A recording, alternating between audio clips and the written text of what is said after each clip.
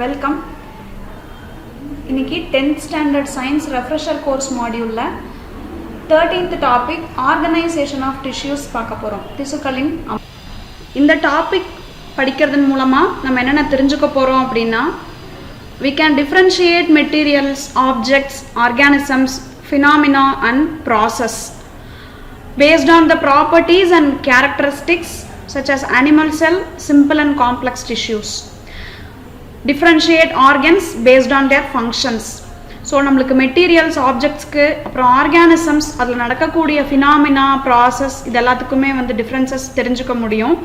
And animal cell, அதோட simple and complex tissues, plants and அனிமல்ஸில் இருக்கக்கூடியது, இது எல்லாத்தையும் நம்ம தெரிஞ்சுக்க போகிறோம். We can differentiate various organs based on their functions. Then vital process like photosynthesis, transpiration process in plants, இதெல்லாம் நம்ம புரிஞ்சுக்க முடியும். along with that அதோட flow chart, concept maps எல்லாத்தையுமே நம்மளால போட முடியும். finally we can effectively we can communicate about the human digestive system, food path, அதாவது alimentary canal, அப்புறம் அதில் நடக்கக்கூடிய ஆக்டிவிட்டீஸ் பற்றி நம்மளால ஃபுல்லாகவே காம்ப்ரிஹெண்ட் பண்ண முடியும். coming to the activities, what are cells? Cells அப்படிங்கிறது ஒரு ஆர்கானிசத்தோட basic structural and functional unit. ஒரு உயிரினத்தோட அடிப்படை மற்றும் செயல் அலகு செல் அப்படின்னு நம்ம படிச்சிருக்கோம். Group of cells which are similar and meant for a specific function constitutes a tissue. ஒரே மாதிரியான செல் குழுமம், ஒரே மாதிரியான பணியை செய்யக்கூடியதை நம்ம திசுக்கள், டிஷ்யூ அப்படின்னு சொல்றோம். ஸோ டிஷ்யூஸ் எல்லாம் ஒன்று சேர்ந்து ஒரு ஆர்கனை உருவாக்கும். உறுப்பை உருவாக்கக்கூடியது திசுக்கள். வேரியஸ் ஆர்கன்ஸ் ஒன்று சேர்ந்து ஆர்கன் சிஸ்டம், உறுப்பு மண்டலங்களை உருவாக்கும். So we can conclude that cells forms tissues, tissues forms organs, organs form organ systems and organ system constitute and organism. செல்கள், திசுக்கள், உறுப்புகள், உறுப்பு மண்டலங்கள், உறுப்பு மண்டலங்கள் ஒன்று சேர்ந்து உருவானது தான் ஒரு உயிரினம். இதை நாம இதுல இருந்து புரிஞ்சுக்க முடியும். அடுத்து நம்ம ஒரு உயிரினத்தை, ஒரு உறுப்பை, ஒரு உறுப்பு மண்டலத்தை கண்ணால பார்க்க முடியும். பட் அந்த உறுப்பு உருவாயிருக்கக்கூடிய திசுக்களையோ செல்களையோ கண்ணால பார்க்க முடியாது. we need a microscope. So மைக்ரோஸ்கோப்பின் உதவியின் மூலமாக தான் நம்ம செல்லோட ஸ்ட்ரக்சர், ஒரு டிஷ்யூவோட ஸ்ட்ரக்சர், இது எல்லாத்தையுமே தெரிஞ்சுக்க முடியும். coming to the classification of plant tissues. plant tissues பேசிக்கா ரெண்டா கிளாசிஃபை பண்ணியிருக்காங்க, meristematic tissues and permanent tissues. Meristematic tissues அப்படிங்கிறது a group of cells that are actively dividing. they are immature cells. so division இதுல கண்டினியூஸா நடந்துகிட்டே இருக்கும். so they help in growth. meristematic tissues further we can classify into 3 types: apical meristem, lateral meristem and intercalary meristem. apical meristem அப்படிங்கிறது it is seen in the tip of the plant. lateral meristem is seen in the sides of the plant. இது next one intercalary meristem. Intercalary meristem அப்படிங்கிறது ரெண்டு நோட்ஸ்க்கு இடையில இருக்கக்கூடியது, nodal லென்த்தை increase பண்ணக்கூடியது. So apical meristem helps in the height of the plant, increasing the height of the plant. Lateral and intercalary meristem, lateral meristem helps in the circumference, கிர்த்தை increase பண்றதுக்கு help பண்ணும். இன்டர்கேலரி மெரிஸ்டம் நோடோட லென்த்தை increase பண்றதுக்கு help பண்ணும். Next type is permanent tissues. Permanent tissues are of 2 types: simple and complex. Simple tissues we have 3 subdivisions: parenchyma, collenchyma and sclerenchyma. Parenchyma அப்படிங்கிறது thin walled rounded cells. Parenchyma if they are kept under sunlight, if they are exposed to sunlight, they can develop chloroplast. இந்த parenchyma chloroplast develop ஆச்சு அப்படின்னா we call them as chlorenchyma. அதே மாதிரி aquatic plantsல buoyancy, மிதத்துல சாத்தியப்படுத்துறதுக்காக parenchymaல நிறைய air spaces உருவாகும். So அந்த கண்டிஷன்ல we call those parenchyma cells as aerenchyma. Second type is collenchyma. collenchyma அப்படிங்கிறது unevenly thickened cells கொண்ட walls cells. இது strength of the plantக்கு ஓரளவுக்கு ஹெல்ப் பண்ணுது. இந்த ரெண்டையுமே நம்ம லிவிங் செல்ஸ்னு சொல்றோம், ஏன்னா they contain protoplasm.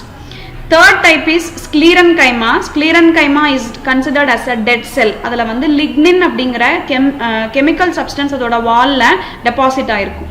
Next sclerenchyma ஓட subtypes பார்த்தீங்கன்னா fibers and sclerites. Second type of permanent tissues are complex tissues. We have two complex tissues, xylem and phloem. இது ரெண்டுமே வந்து conduction help பண்ணக்கூடியது. Xylem conducts water and minerals, whereas phloem conducts the food substances. Xylem இருக்கக்கூடிய components பார்த்தோம்னா tracheids, vessels, xylem parenchyma, xylem fibers. Phloem ல sieve tubes, companion cells, phloem parenchyma and phloem fibers. இதில் நம்ம தெரிஞ்சுக்க வேண்டிய முக்கியமான விஷயம் என்ன அப்படின்னா, simple tissues are made of only one type of cells, whereas complex tissues are made of different types of cells. இதில் tracheids, vessels, xylem parenchyma, xylem fibers 4 விதமான cells இருக்கு. அதே மாதிரி phloemலயும் sieve tubes, companion cells, phloem parenchyma, phloem fibers 4 different cells இருக்கு. So complex tissues are made of different simple tissues. Next one is the classification of animal tissues. Animal tissues la epithelial tissue, connective tissue, muscular tissue and nervous tissue அப்படின 4 types இருக்கு. First epithelial tissue la பாத்தீங்க அப்படினா we have 5 subtypes. Squamous epithelium, these are flattened cells. Next one is columnar epithelium, these are tall and pillar like cells. இது வந்து தூண் மாதிரி columns மாதிரி இருக்கும். Then cuboidal epithelium, cube like cells, cube மாதிரி கனசதுரம் மாதிரி இருக்கக்கூடிய cells. அடுத்து ciliated epithelium. Ciliated epithelium அப்படின்னா அந்த செல்லோட எண்டிங்ல cilia கசையிழை மாதிரியான அமைப்புகள் இருக்கும். Next glandular epithelium, this helps in secretion. These are secretory cells. பொதுவா இந்த epithelial tissue எங்க இருக்கும் அப்படின்னா outer layer of the skin ல இருக்கும் and lining the inner vital organs, digestive system இந்த மாதிரியான inner organs லைன் பண்ணக்கூடிய tissues இந்த epithelial tissues இருக்கும். Second type is connective tissue. Connective tissue are meant for supporting, binding and packing the organs. Connective tissue la we have 4 types. Connective tissue proper, supportive connective tissue, dense connective tissue and fluid connective tissue. Connective tissue proper la areolar and adipose connective tissue nu 2 types இருக்கு. Supportive connective tissue la cartilage and bone அப்படினு 2 types இருக்குது. Cartilage அப்படிங்கிறது குருத்தெலும்புகள், நம்மளோட காது மடல்ல இருக்கக்கூடிய எலும்பு வந்து cartilage bone. அடுத்தது bones நமக்கு தெரியும், strongest substance in the body. bone வந்து நம்மளோட structural framework-க்கு help பண்ணக்கூடியது. dense connective tissue-ல tendons and ligaments, இது வந்து bones and muscles-ல join பண்ணக்கூடிய substances. Next fluid connective tissue, blood and lymph. fluid na நமக்கு தெரியும், it's a liquid in nature. so blood and lymph. blood-ல பாத்தீங்கன்னா என்னென்ன components னா plasma, red blood cells, RBC, erythrocytes, WBC, white blood cells, leukocytes and platelets. இந்த RBC அப்படிங்கிறது it is red colored thing. red color-க்கு என்ன reason? hemoglobin அப்படிங்கிற ஒரு substance வந்து matured mammal cells-ல RBC-ல நியூக்ளியஸ்க்கு பதிலா mature ஆகும்போது நியூக்ளியஸ்க்கு பதிலா அந்த இடத்துல hemoglobin வந்துரும். it is strong affinity towards oxygen. so it acts as a oxygen board for the body. next WBC வந்து police force of the body. it builds immunity.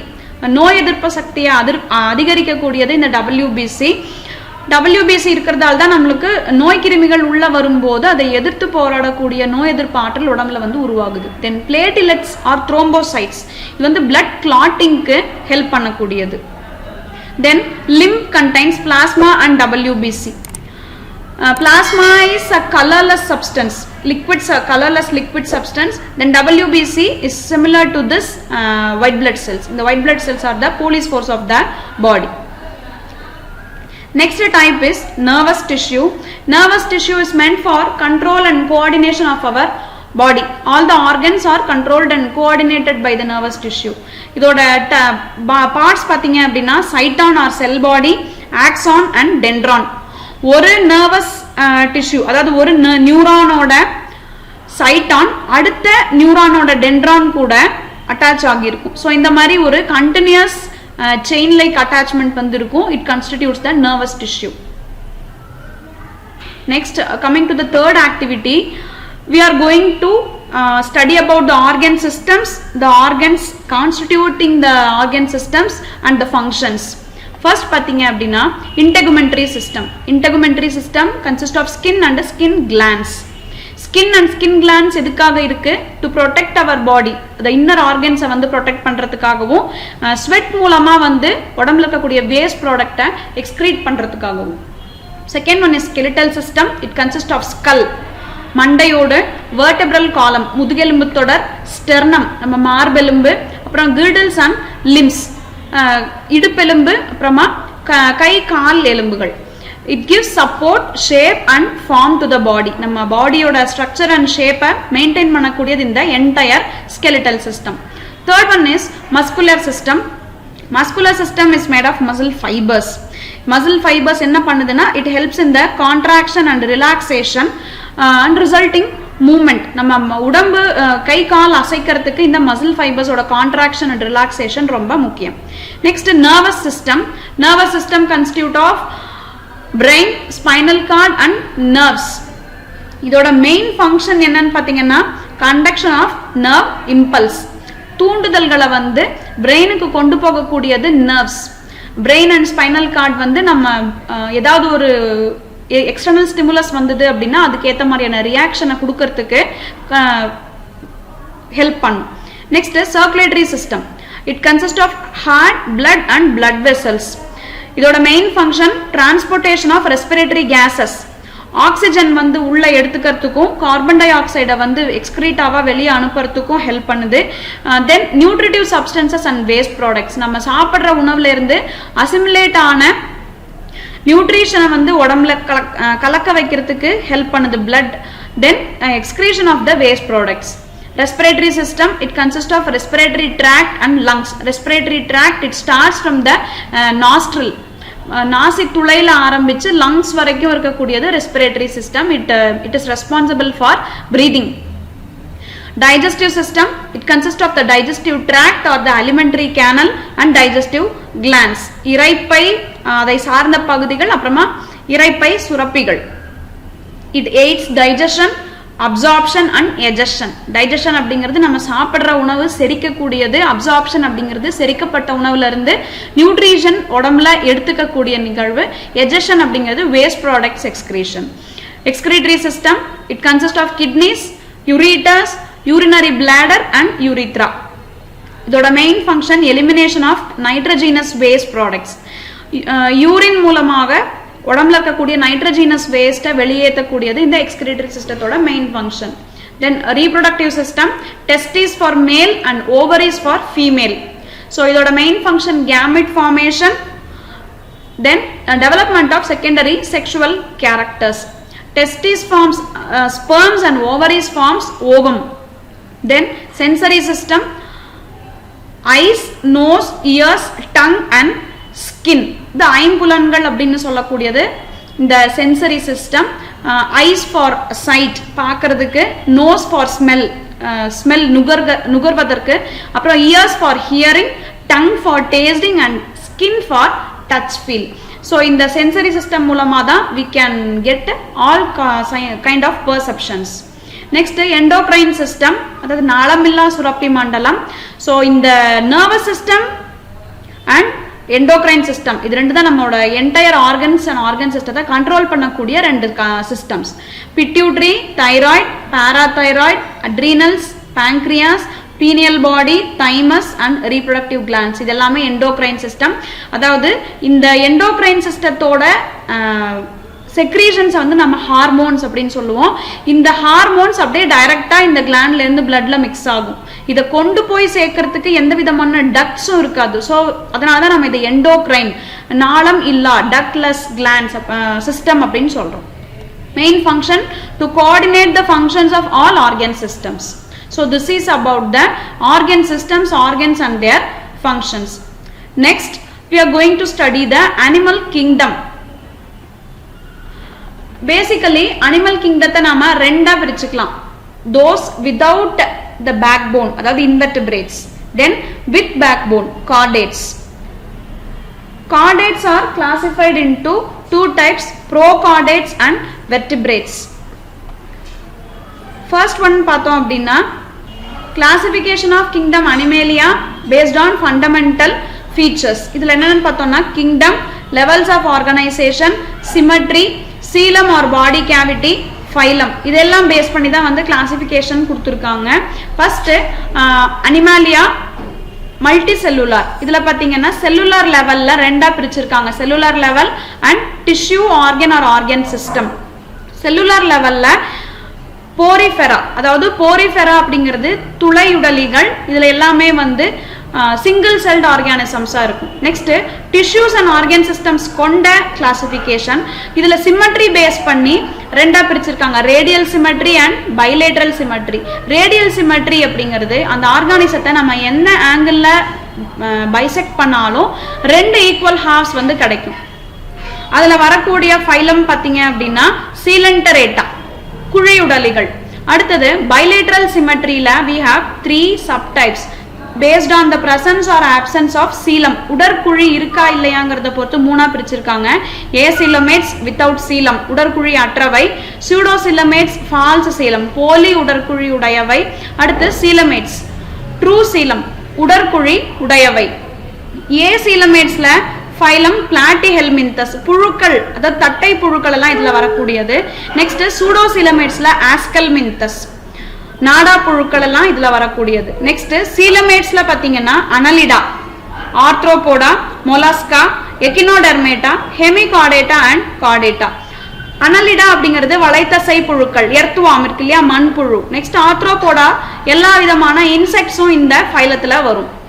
Mollusca are soft bodied animals, நத்தை மாதிரியான soft bodied animals மொலஸ்கால வரும்.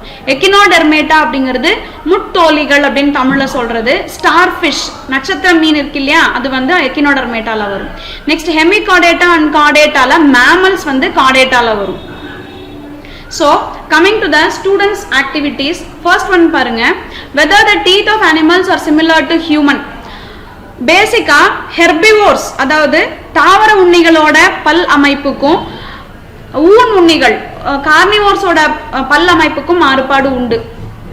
ரெண்டு விதமான அதாவது ஒரே மாதிரியான பல் அமைப்பு பல் வகைகள் இருந்ததுன்னா அதை நம்ம ஹோமோடான்ட்னு சொல்றோம். டிஃப்ரெண்ட் டைப்ஸ் ஆஃப் டீத் இருந்ததுன்னா அதை நம்ம ஹெட்டிரோடான்ட் அப்படின்னு சொல்றோம். ஸோ இதுக்கு நம்ம என்ன ஆன்சர் சொல்லலாம் அப்படின்னா, எல்லா அனிமல்ஸோட டீத்தும் ஹியூமன் பீயிங்ஸோட டீத் மாதிரி சிமிலரா இருக்காது. How many types of teeth do we have? We have 4 types of teeth: incisors, canines, premolars and molars. அதாவது வெட்டும் பற்கள், கோரை பற்கள், முன்கடைவாய் பற்கள், பின்கடைவாய் பற்கள். அடுத்து which teeth do you use to bite sugar cane? வெட்டும் பற்களை தான் நாம கடிக்கிறதுக்கு பயன்படுத்துறோம். So bite அப்படின்னா incisors. Which teeth do you use to tear your food and bite a chocolate? Tearing அப்படின்னா கோரை பற்கள், canines. அடுத்து biting, bite a chocolateனா அதுக்கு வந்து incisors, வெட்டும் பற்கள். Then you are going to collect and tabulate the teeth count of your family members. நீங்க வந்து ஒரு டேபிளர் காலம் போட்டு incisors, canines, premolars, molars னு எழுதிட்டு உங்க ஃபேமிலில இருக்கக்கூடியவங்களுக்கு எத்தனை பற்கள் இருக்குங்கிறத கவுண்ட் பண்ணி அந்த டேபிளர் காலத்துல நீங்க எழுதணும். Next, coming to the evaluation part. First question is, which is the fundamental unit of an organism? Cell. Cell is the fundamental unit of all organisms. What are tissues? Tissues அப்படிங்கிறது group of cells that performs similar functions. ஒரே மாதிரியான பணியை செய்யக்கூடிய செல்களை நாம திசுக்கள் அப்படின்னு சொல்றோம். What is the formation of tissues? Tissues are made of cells. திசுக்கள் செல்களால் ஆனவை. What are the formation of organ? Organs are formed of tissues. அதாவது திசுக்கள் உறுப்புகளை உருவாக்குகின்றன. What are the formation of organ systems? Organ systems are made of organs. உறுப்பு மண்டலங்கள் உறுப்புகளால் உருவாக்கப்பட்டவை. What is the starting part of the passage of digestive tract? நம்ம இந்த இரைப்பை பகுதி வந்து அதோட முதல் தொடக்க பகுதி என்னன்னு கேட்டிருக்காங்க. மவுத். We can also call it as buccal cavity. வாய் அல்லது வாய்க்குழி.